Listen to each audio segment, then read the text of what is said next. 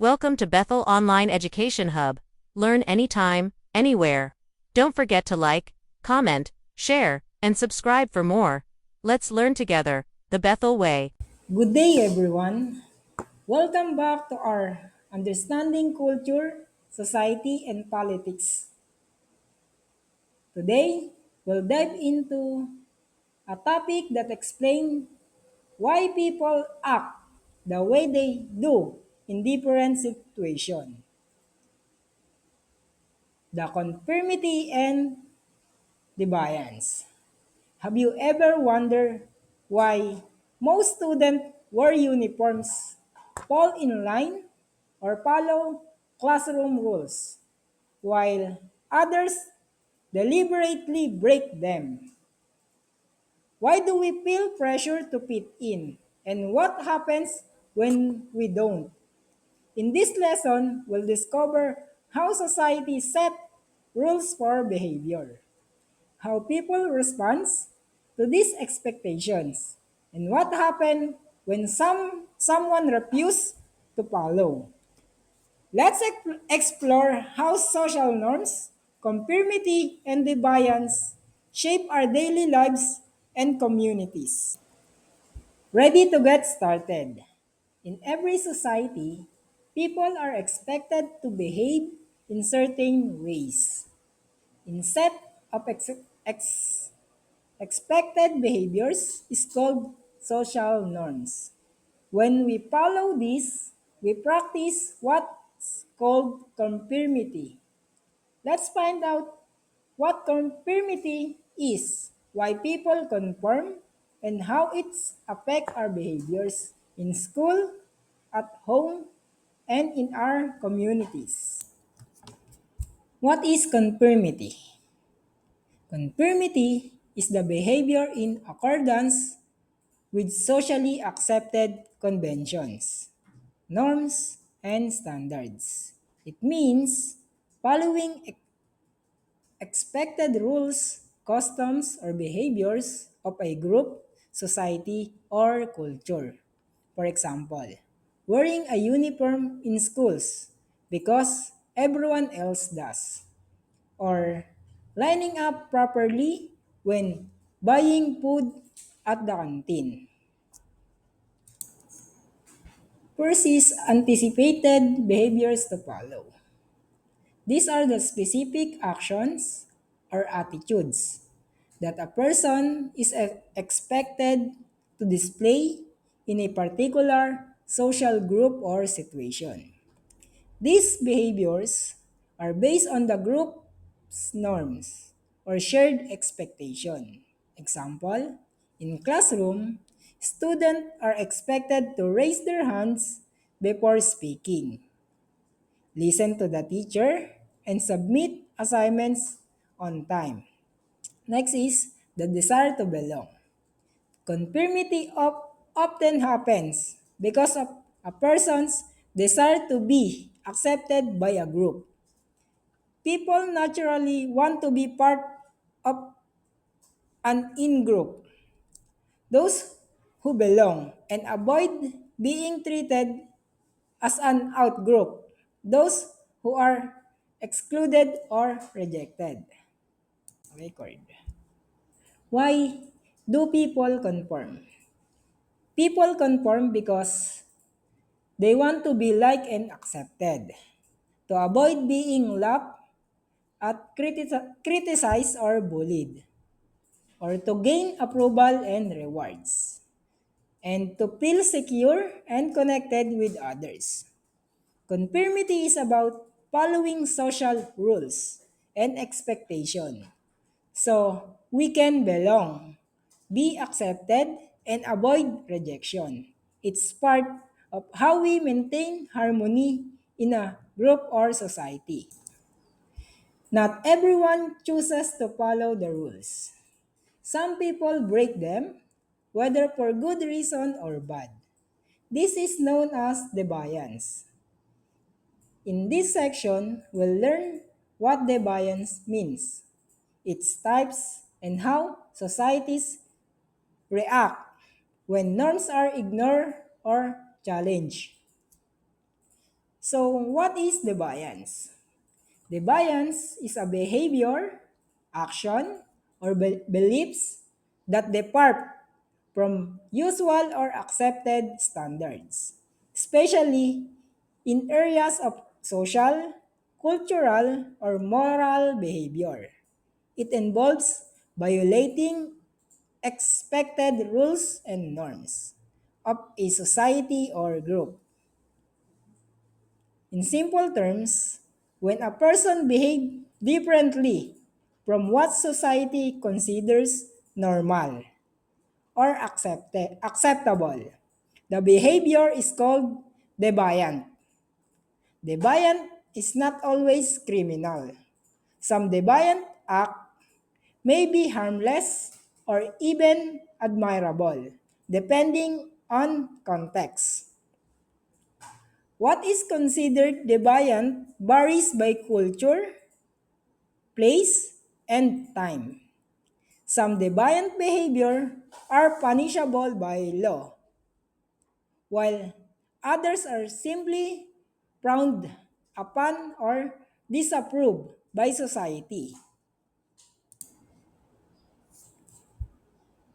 There are two types of deviance. According to sociologists, deviance can be positive deviance, behavior that goes against norms, but in a way that benefits society. Example, a person rescuing someone from danger, even if it means breaking a rule. So the second type of defiance is the negative defiance, a behavior that goes against norms and harms society or individuals. Example, bullying, stealing, or cheating. Here are the example of deviant behavior or deviant act and why it's deviant. First is wearing very unusual or revealing clothes in a conservative town. So why it is deviant? It's violate cultural dress norms. Next is talking loudly inside a church or library.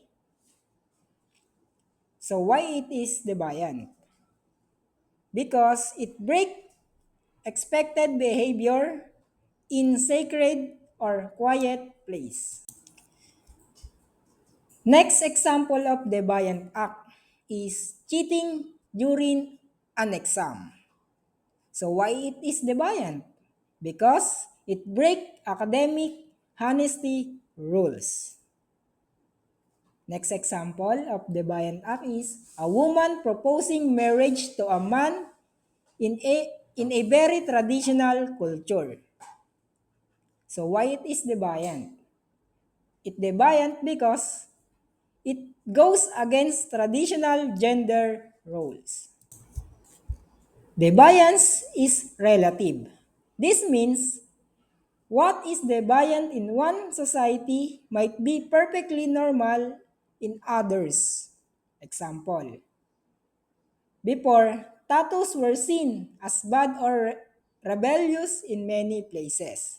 But, but now, tattoos are widely accepted in most societies. In short, defiance is an action, belief, or behavior that goes against society's expectation, whether for better or worse. And its meaning changes depending on time, place, and culture. To keep order in society, there are systems in place to encourage good behavior and discourage defiance.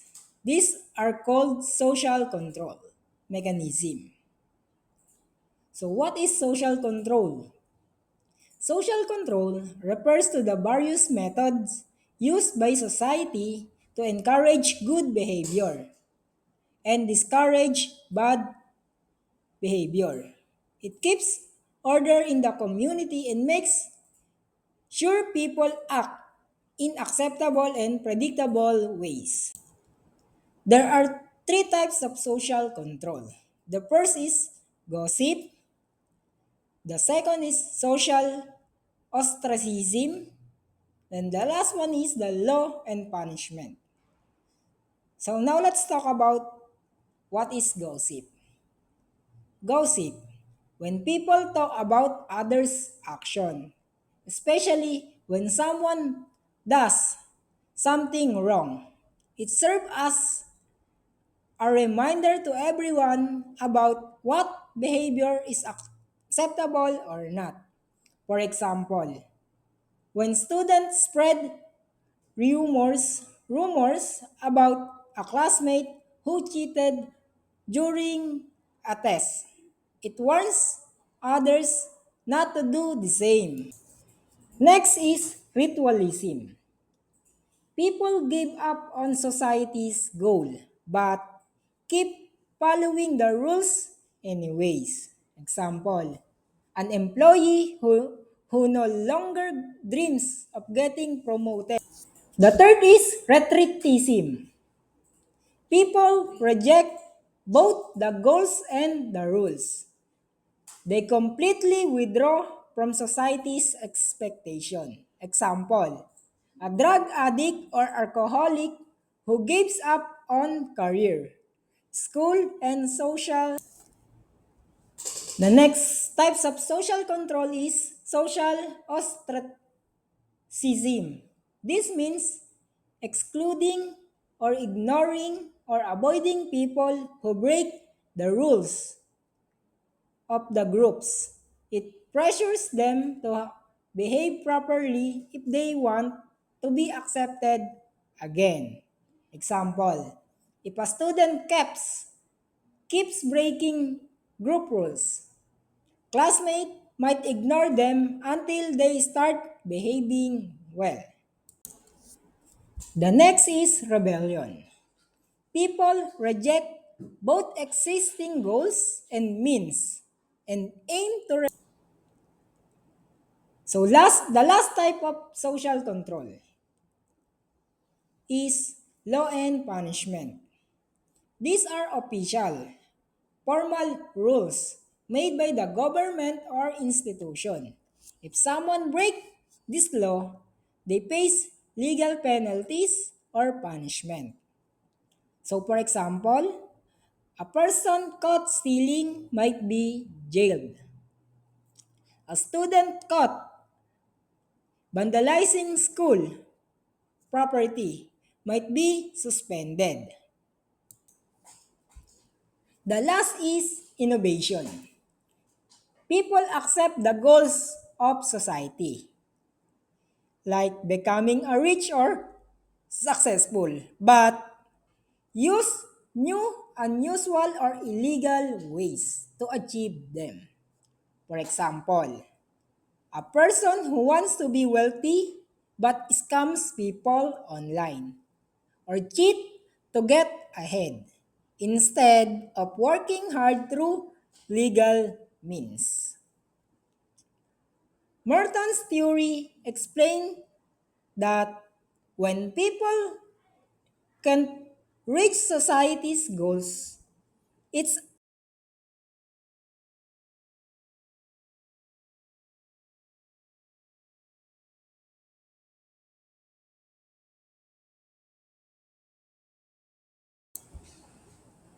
why is social control important? Without social control, people might behave in harmful, disrespectful, or dangerous ways, and communities will become chaotic. This system helps keep peace, safety, and order in society. Social control includes both informal ways and formal ways to guide people's behavior, maintain order, and protect the community. It helps us understand, according to sociologists, Robert Merton, people sometimes break rules because there's a problem between what society expects them to achieve goals and the available accepted ways to reach those goals. Ever notice how calling someone a troublemaker makes them act more likely one? That's what labeling theory explains. What is labeling theory? Labeling theory explains that people are sometimes seen as deviant, not just because of what they do, but because of how society reacts to them.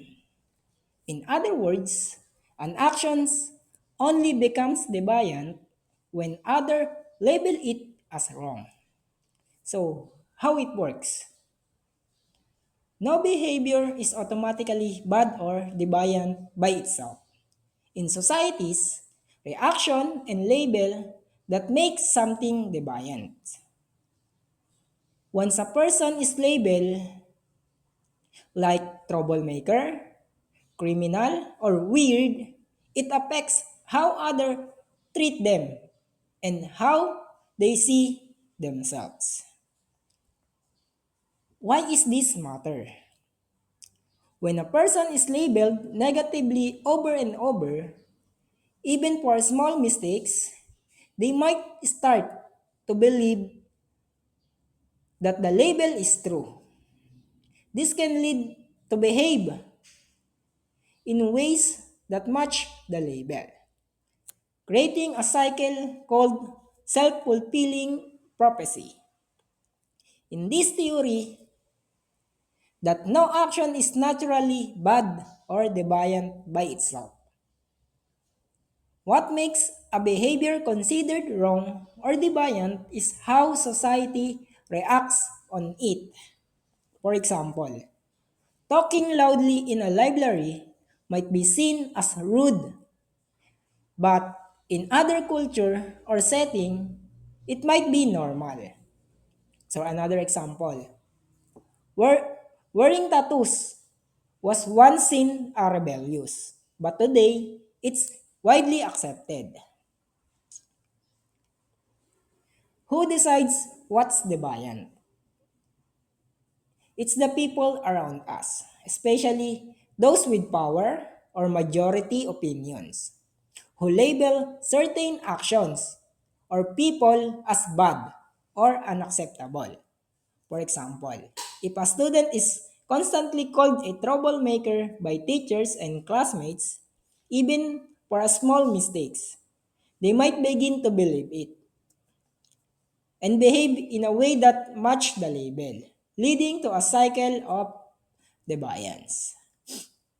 Sometimes, minorities of people who are different from the majority get labeled negatively more often. They might be judged unfairly just because they don't fit what considered normal. When someone is repeatedly labeled as criminal, weird, or problematic, two things can happen. Other people treat them differently with less trust or kindness. The person might start believing the label and act the way people expect, even it wasn't true before. This label is called self-fulfilling prophecy, where a label given by others eventually become the reality for the person. Peop-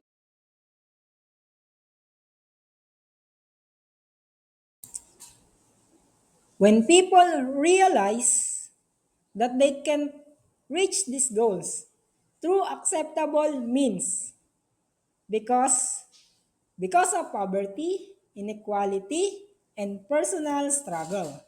It causes strain or pressure. People respond to this strain in different ways, which may lead to deviant behavior. Strain is the stress, pressure, or frustration people feel when they realize that they can achieve society's goal through fair or acceptable ways. When people feel they are being held back by poverty, discrimination, or unfair situation, it creates tension or strain inside them. Here's Merton's form of defiance. Here are the different ways people deals with conflict according to Merton. The first is conformity. People continue to accept both the goals and the approved means to reach them. Example, a student studies hard and works part-time to save for college. Have you ever felt tempted to break a rule? Like skipping a class, cheating on a quiz, or lying to your parents. But you stop yourself. Why didn't you go through with it? Why do most people avoid doing bad things, even if they tempted? Social control theory explains that it's because of the bond we have with family, friends, and our community. The stronger these bonds, the less likely we are to break rules. Social control theory say it because of the relationship and connection we have with other people. People generally follow rules and avoid doing bad things because they care about what other thinks. They don't want to lose the trust, respect, or love of important people in their lives. This theory also suggests that most people probably feel some impulse toward deviant behavior at the same time, but their attachment to social norms prevent them formally actually participating in deviant behavior. According to Travis Hirschi, there are four key reasons people stay away from bad behavior. The first is attachment. You care about your parents, friends, teachers, or community. For example, you don't want to disappoint your parents by getting in trouble. The second is commitment. You work hard for something, like your studies, your future job, or talent, and you don't want to risk losing it. You avoid bad choices because you care about your future goals. The third one is involvement. You're too busy with positive activities like school, sports, or hobbies to even have time for bad behavior. Example, a student active in clubs and sports has little chance to cause trouble. The last one is belief. You genuinely believe in right and wrong and you follow rules because you feel it the proper things to do. For example, you don't cheat because you believe it's unfair and dishonest. Imagine a student attempt to cheat on a test. They might stop because they don't want to disappoint their parents. Example of attachment. Next is they care about graduating and getting good jobs. Commitment. They are busy with school projects and don't have time for nonsense, which is the involvement. And they believe cheating is wrong, which is belief. That's how social control works. It keeps us on the right path because of strong bonds and values we hold. Social control and defiance. Effective socialization makes conformity an internal driven motivation, while externally driven conformity always engage the mechanism of social control. It means it's how we learn the values, norms, and expected behavior in society through family, schools, friends, media, religion, and experiences. There are two types of conformity. First is internally driven conformity. You follow rules and behave properly because you personally believe it might right things to do. Example, you choose to be honest even when no one is watching because it matters you. Next is externally driven conformity. You follow rules only because of outside pressure, like fear of punishment, criticism, or getting caught. Example, you avoid stealing because there are CCTV cameras or security guards, not because you believe it wrong. How social control works. Social control is a system that keeps order by discouraging defiance and encouraging conformity. Types of social control. First is formal control. For example, laws, rules, official punishments, fine, arrest, and suspension. Informal controls. Gossip, scolding, praise, rejection, or exclusion by peers, family, or community. When socialization is effective, people naturally behave well because they were absorbed the right values or internal control. But if not, society use social control mechanism, which is external pressure to keep people in line. In many community or society, it is important to remember that we don't live alone. The way we treat others affect not just them, but also our whole community. That's why we need to value human dignity, protect human rights, and promote the common goods. Human dignity. Human dignity is the natural worth and value that every person has, just because they are human. It means everyone deserves to be treated with kindness, respect, and fairness, no matter their gender, age, background, religion, status, or ability. So why it is important? When a society respect human dignity, it values each person's uniqueness. It refuses discrimination or oppression. It makes it makes sure no one is treated unfairly or cruelly. Examples of respecting human dignity. Speaking polite to everyone, whether they are security guard, classmates, or school principal. Depending someone being bullied or treated unfairly. Supporting programs for the poor, elderly, persons with disabilities, and minority groups. In short, pantay-pantay ang halaga ng bawat tao. Wala mang mas mataas o mas mababa dahil lahat tayo ay may dignidad. Second is human rights.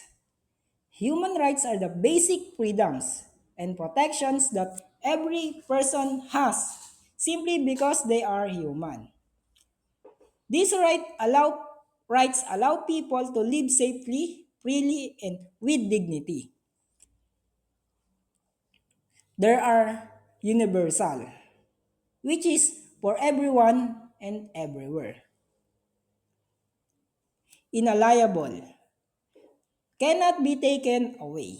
And indivisible, are equally important. There are many types of human rights. The first is the civil right. It means a right to life, right to freedom of speech, privacy, and religion. Next is political rights. The right to vote, participate in government, and peacefully assemble. Third is the economic rights. The right to work, fair wages, and safe working conditions. The fourth is the social rights. The right to education, healthcare, shelter, and social services. And the last is cultural rights. The right to preserve one's culture, language, and traditions. Without human rights, people could easily face abuse, discrimination, and unfair treatment. People would be powerless to defend themselves from justice. Human rights help individuals l- live meaningful and peaceful and productive lives with society. Examples in daily life. A student's right to education. A citizen's right to vote in elections. A worker's right to a safe, fair workplace. And a person's right to peacefully express opinions on social media. So the last is the common good. The common good is the idea that the well-being of all people in a society should be protected, promote, and prioritize. It reminds us to make decisions not just for our personal benefits, but also for the welfare of everyone in the community. Why is it important? A society thrives when people cooperate, share responsibilities, and care for the one another. This builds peace, fairness, and unity, creating a place where both individuals and the community can grow and succeed together. Examples of promoting the common good: obeying traffic rules to keep roads safe for everyone, joining community cleanup drives to maintain a healthy environment, following health and safety protocols during a pandemic to protect not only yourself but others too, supporting laws and programs that protect nature, public spaces, and future generation. These three values, human dignity, human rights, and the common good, work hand in hand to build a society that's just fair, humane, caring, and peaceful. Human dignity reminds us that everyone persons matter. Human rights protect each person's freedom and opportunities. The common good ensures we act not only for ourselves, but for the benefit of others too. If one is ignored, society suffers. Without human dignity, people are treated unfairly. Without human rights, injustice and abuse spread. Without common good, selflessness and division take over. All, all three must work together to create a healthy, fair, and compassionate society. In this lesson, we learned that society set rules for expected behavior, called norms. And when we follow them, it's called conformity. When people breaks these norms, it's called defiance. And societies use social control to manage this behavior. We explore theories explaining why people conform or debate, like Merton's strain theory, labeling theory, and social control theory. Finally, we reflect on the importance of human dignity, human rights, and the common goods in creating a fair and peaceful society for everyone. And that's it for today. For today's discussion, we've uncovered how society shape our actions through norms and expectation. Why some people follow rules while other breaks them, and why it is important to treat everyone with dignity and fairness. Always remember, while society influences how we behave, we also have the power to choose how we act. Whether you decide to conform or stand out, make sure your action is bring kindness, respect, and fairness to others. Thank you for actively participating today. I hope you'll continue to reflect on how these lessons apply to your own life. See you in our next class. Stay curious and keep learning.